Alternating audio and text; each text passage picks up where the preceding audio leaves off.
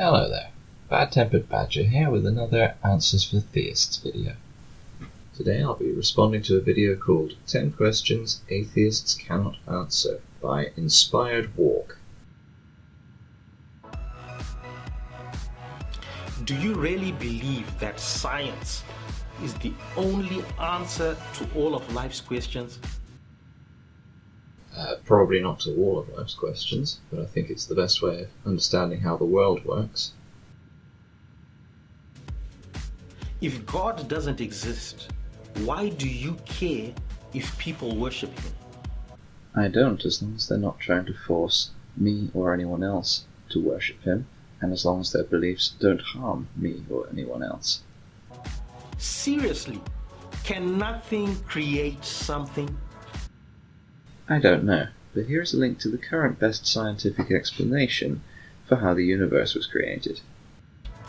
If you've never been to the ends of the earth, if you've never been to every planet, if you've never been to every part of the universe, how do you know that God doesn't exist? I don't know for certain, but I see no evidence that God does exist. If you have some, please tell me. What is the origin of life? I don't know. There isn't currently a scientific consensus. Unlike religion, I don't claim to have knowledge of things I don't. If humans are animals, then where does our sense of justice, where does our sense of morality, where does our sense of what's right and what's wrong come from? It comes from the society and culture that we live in. There's a generally agreed upon way of conducting ourselves without causing harm to others. If you were given irrefutable evidence that the God of the Bible is real, would you become a Christian? No, I would never willingly worship a tyrant. Tell me something. If evolution is real, and if evolution is really happening, how come there are no transitional forms that we can observe? Every animal you look at is a transitional form. Evolution is a constant, ongoing process.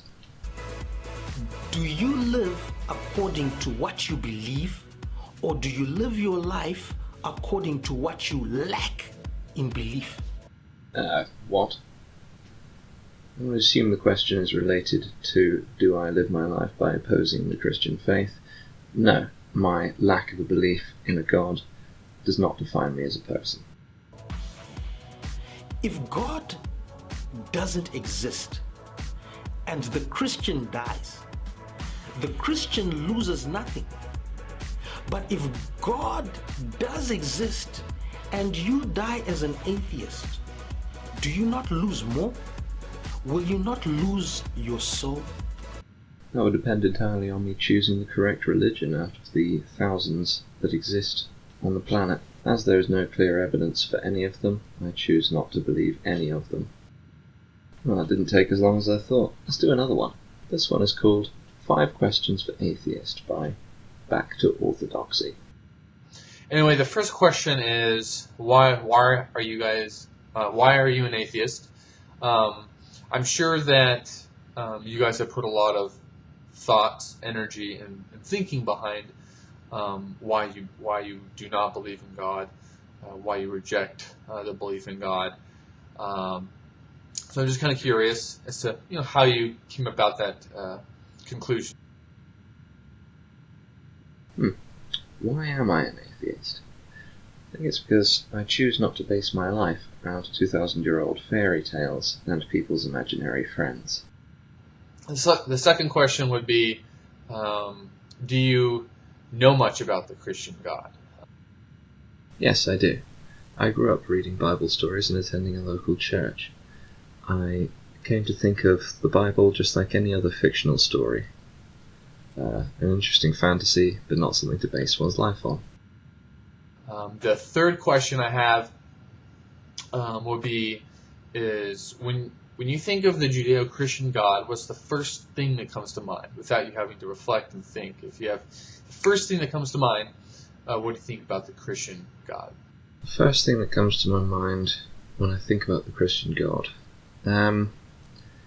it's not something that takes up a lot of space in my mind. It's not something I think about very much. So just a general apathy, really. And then question number 4. Question number 4 would be, what is God's character? Who is he? What is in his nature? Who do you think he is? He's good, evil, bad, whatever. Just who is God in his character? I would describe God's character as inconsistent. If the Bible is to be taken as a fictional story, I'd say the God character could do with a few rewrites and a more consistent tone. And then following question number 4 is question number 5 was, how did you come to these conclusions? What makes you think that the theology of God, I guess you can say, is what you came to your conclusion? What about him made you believe that that's his character? What makes me think he's inconsistent is he acts in very inconsistent ways throughout the Bible. One minute he's supposedly loving and caring, the next he's demanding that somebody murder their own child to prove that they like him enough. I don't think he's a well-written character. Well, that'll do for this video. Thanks for watching.